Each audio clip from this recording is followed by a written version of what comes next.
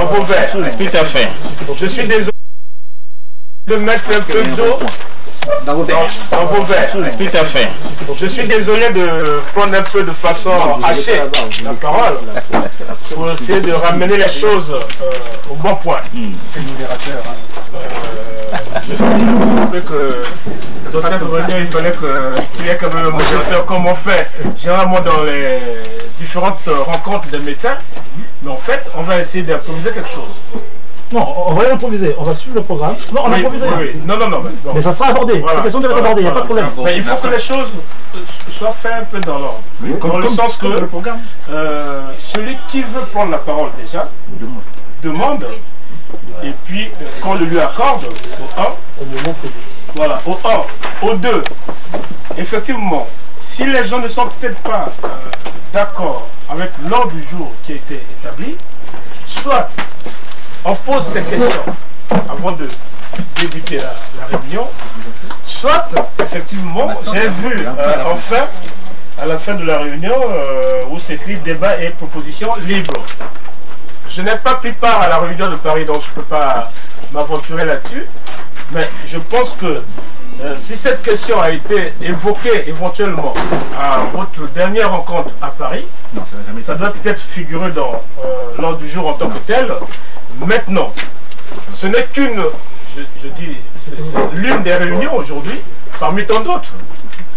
On aura encore d'autres rencontres. Peut-être qu'aujourd'hui c'est une réunion pour essayer de fixer la date de la prochaine échéance d'assemblée générale ou bien de renouvellement du bureau. J'avoue que j'ai peut-être pas connaissance des statuts et des règlements de l'Assemblée en tant que tel. Donc est-ce que le bureau a, je dirais, une période de 5 ans ou de 2 ans, de 3 ans?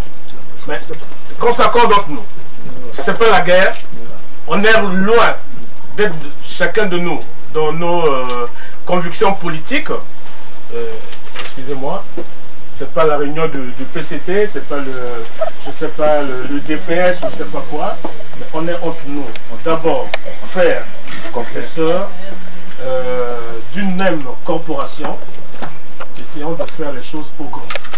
Celui qui veut prendre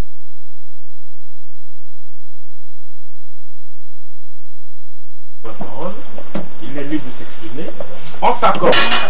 Il y a toujours des solutions pour essayer de caser là où, de l'autre côté, les propositions que les gens vont proposer. Mais est-il qu'effectivement, à la fin de la réunion, il y a une partie où s'écrit débat et proposition libre. Maintenant, si la question de renouvellement des échéances de l'Assemblée n'a pas été évoquée à Paris, c'est peut-être l'occasion de fixer la date pour la prochaine échéance. On ne veut pas se déchirer entre nous. Effectivement, je suis désolé parce qu'il y a des gens qui ont consacré leur temps, qui ont essayé de modifier leur programme de consultation, de ceci. On sait que tout le monde est un peu pris pour qu'on se retrouve là. D'abord, pour l'unité, pour l'amour qu'on a pour les prochains. Donc, ce n'est pas l'occasion pour nous de... Et on est entre confrères, et je pense que entre nous, c'est vrai que parfois il peut y avoir de l'opposition, mais il y a beaucoup d'amitié qui nous lie. Voilà, on peut commencer, on peut continuer la réunion. Il y a une objection quoi? Voilà. 7 minutes. Pardon. 7 minutes. Attends, excuse-moi. C'est bon, Oscar? Ou bien vous avez... Non, c'est bon. On en parlera. Merci. Puis même si... Juste le terme opposition qui est qui? Il n'y a pas d'opposition là. Non, pas d'opposition en tant que telle. C'est une manière de parler. D'accord. Il n'y a pas d'opposition. la contradiction, j'ai eu la vérité. C'est pas une mauvaise chose. Mais l'important c'est que ça se fasse dans la fraternité. C'est ce qui compte. Voilà. Bon, et puis à la fin, on vous a réservé une surprise quand même. Tout le monde sera content. En fait, dans le cadre de la célébration de la fête de l'indépendance, donc l'AINCF, en partenariat avec la Fondation Génération Avenir, a participé cette année encore, pour la deuxième fois, à la caravane sanitaire de la Cuvette Ouest. Donc,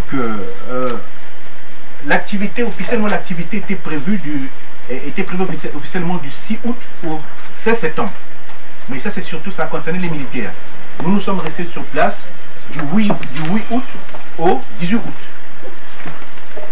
La délégation de la MICEF, après un appel d'offres laborieux, parce que ça a été laborieux pour trouver les volontaires pour se rendre de la cuvette ouest, qui était constitué de mon ami Dr Osenza, donc, qui est pathogastroentérologue.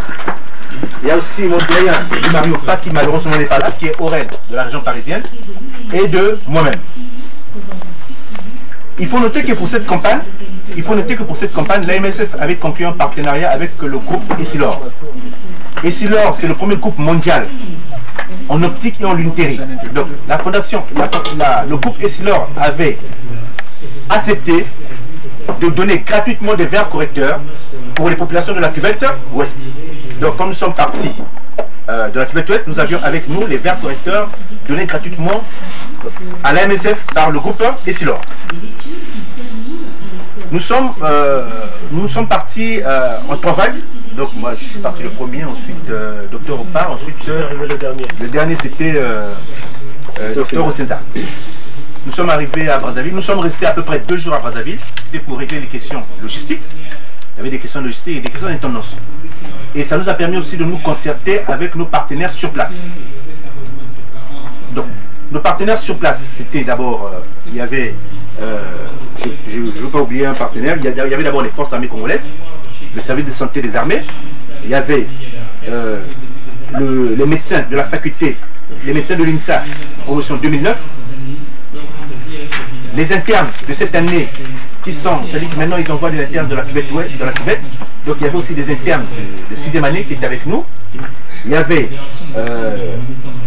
le Centre national de transfusion sanguine, le Comité national de lutte contre le sida, l'association Jab Action, Dr Evaris Bounzabila. Il y avait aussi un groupe d'informaticiens. Il y avait aussi le groupe pharmaceutique Laborex. Et en plus, en apport, il y avait aussi l'association des populations autochtones, ce qu'on appelle les populations autochtones, c'est les pygmies. Donc nous sommes restés 2 jours, le temps de se concerter. Et après, nous sommes mis en route. Bon, concernant les tendances étaient assurées par la Fondation Génération Avenir du ministère de l'Éducation et le domaine présidentiel. Surtout pour le matériel roulant, c'est le domaine présidentiel qui nous a aidé pour le matériel roulant. La première étape de notre séjour, c'était Evo. Nous sommes arrivés à Evo. Nous sommes arrivés à Evo le 8 août. Arrivé à Evo, nous avons immédiatement été intégrés à l'hôpital, disons au camp de campagne des forces armées congolaises. Et nous, comme nous sommes arrivés, ils nous ont bien accueillis parce qu'il faut savoir qu'au niveau des facs, ils ont peu de médecins spécialistes. Donc nous avons trouvé des infirmiers spécialistes en ORL, des infirmiers spécialistes en gastro-entérologie, des infirmiers spécialistes en ophtalmologie. Donc comme nous sommes arrivés, ils étaient très contents. Ils étaient très contents et donc nous avons pu travailler et puis en même temps nous avons fait de la formation par rapport aux infirmiers qui étaient avec nous. Donc nous avons travaillé 2 jours avec le service de santé des armées à Evo. Après Evo, nous sommes rendus. Après Evo, nous nous sommes rendus à Mbama. Mbama, c'était le 12 août. Je tiens à dire que pour chaque étape était accompagnée d'un don de médicaments, pour formation sanitaire sur place, d'une campagne de prévention du sida et d'une campagne de prévention du diabète. Chaque étape. Donc nous sommes arrivés à Evo, à Mbama le 12. Nous sommes arrivés à Mbama, nous avons trouvé une population très enthousiaste. Nous avons pu délivrer les soins. Et il faut savoir que la délégation sanitaire, la caravane sanitaire était composée d'environ une cinquantaine de personnes. Il faut imaginer que 50 personnes se mettent en route. Donc on était à peu près 50 personnes. Donc il y avait toute une logistique à gérer. Nous sommes restés à Mbama toute une journée le 12 août. Nous avons délivré les soins, il y avait beaucoup de monde. On a délivré les soins à Mbama. On a quitté Mbama le 12 août le soir. Le soir parce qu'il fallait qu'on se rende à Mbomo. Il faut savoir que Mbomo se trouve... Formation militaire qui regardait des étudiants étrangers. Il s'agit de national militaire. Il faut savoir que Mbomo se trouve... Il faut savoir que Mbomo se...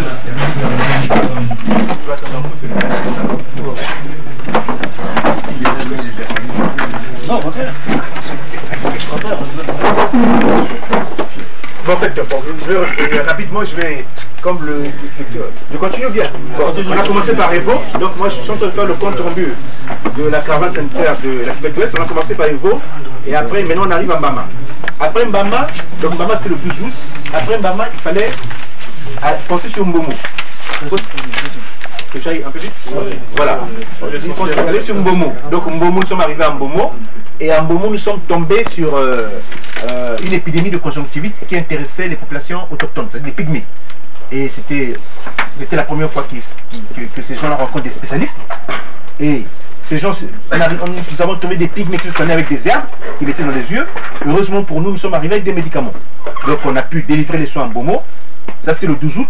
Après Mbomo, on est parti sur Okoyo. Et Okoyo, c'est la localité du ministre de la Santé. On a délivré des soins à Okoyo. Après Okoyo, nous sommes revenus le 15 août sur Evo pour assister au défilé.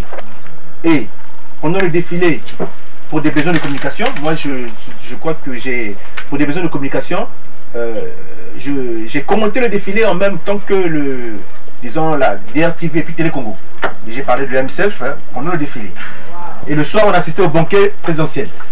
Donc après Evo, nous sommes allés sur Bunji.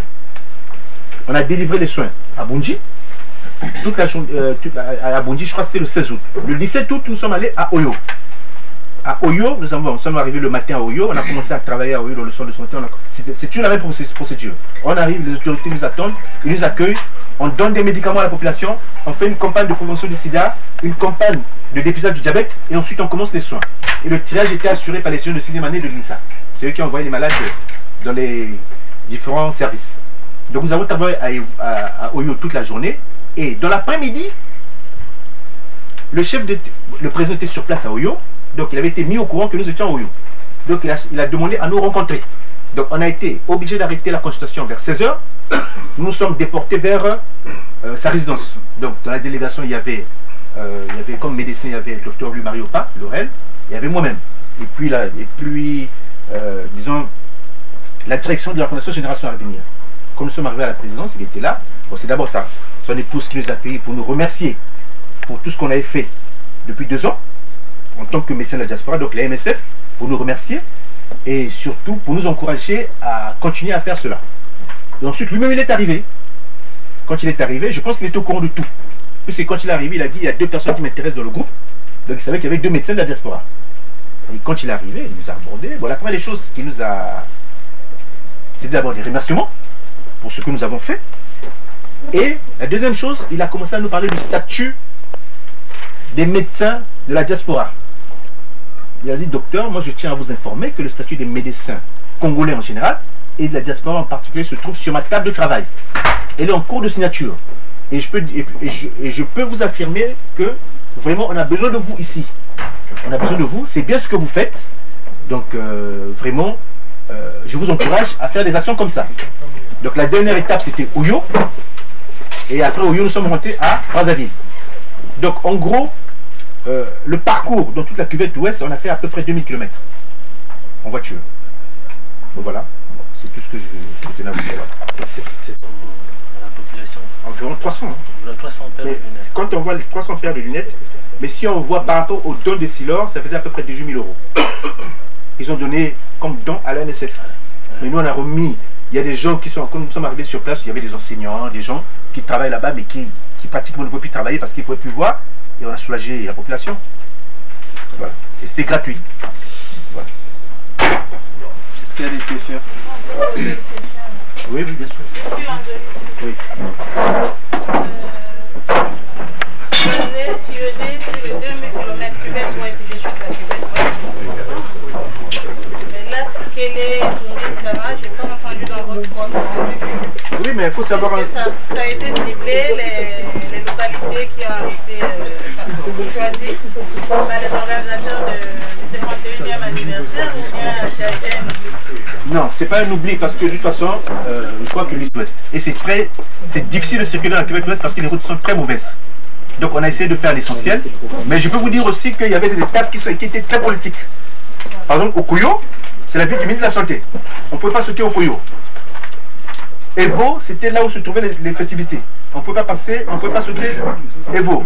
Et puis Oyo, c'est la ville du président. Il est au courant qu'il y a une délégation, il y a une caravane sanitaire qui se promène dans la cuvette ouest, et puis vous passez devant Evo. Donc il y a des erreurs qu'il ne fallait pas commettre.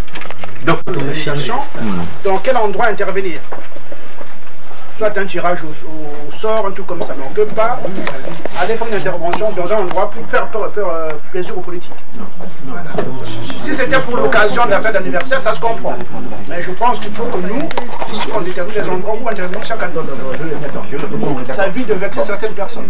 D'accord. D'abord, on n'a pas fait. On ne sait pas. On n'a pas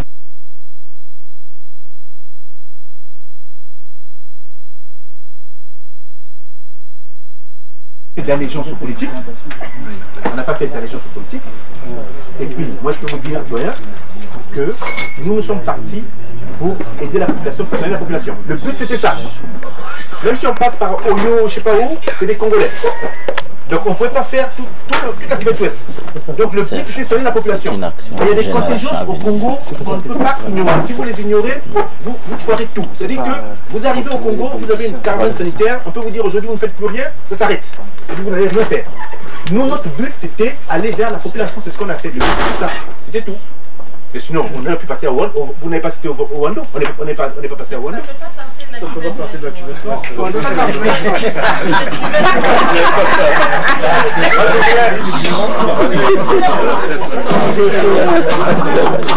Tu vas enchaîner. Oui, Lucie, le docteur André, oui. Vous voulez dire quelque chose? D'accord. Serge? Non, on va passer à... Docteur Namazazo, oui, vous voulez ajouter quelque chose? Oui, non, mais je voulais ajouter juste suivant. Oui, voilà. On a bien envie de... On s'arrive à une action qui est déjà programmée par les autorités nationales. On n'a pas la possibilité, nous, d'aller imposer quoi que ce soit comme type d'activité de soins. Donc on s'arrive à un programme, et ça répond à votre question, à votre... En fait, c'est pas nous qui décidons des endroits où on va intervenir. Nous, on ramène une compétence, une connaissance,